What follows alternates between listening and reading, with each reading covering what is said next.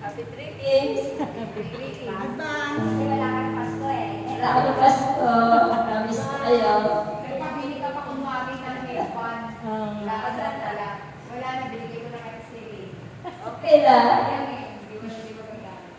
Okay, dadako na po tayo ngayon sa pagbabasa ng Ebanghelyo na ipagkakaloob ng ina sa bagong Jerusalem, inang Puri. Magsitayo na po tayo mga kapatid.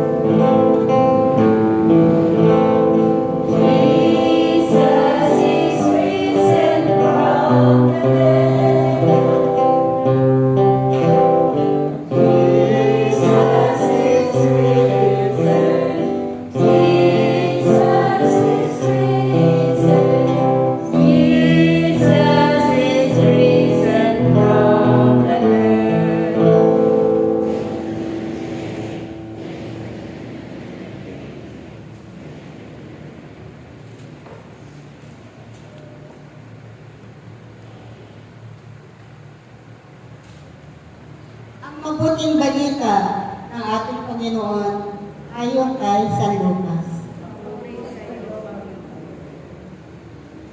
At nagmamadali silang lumakad at nakita nila sina Maria at Jose at ang sanggol na nakahiga sa satsaban. Kaya't isinaysay nila ang mga sinabi ng anghel tungkol sa sanggol na ito. At nagtaka ang lahat ng nakarinig na sinabi ng mga pastol. Natanim sa isip ni Maria ang mga bagay na ito at kanyang pinagulay-gulay. Umalis ang mga pastol na nagpupuri sa Diyos at nagpapahayag ng kanyang kadakilaan dahil sa lahat ng narinig nila at nakita na ayon sa binalita sa kanila ng anghel. Pagdating ng ikawalong araw, ay tinuli ng bata at kinangalanan ng Jesus. Ang pangalan ibinigay ng anghel bago na siya ipinaglihi. Mga kapatid, ito pang mabuting balita ng ating Panginoon.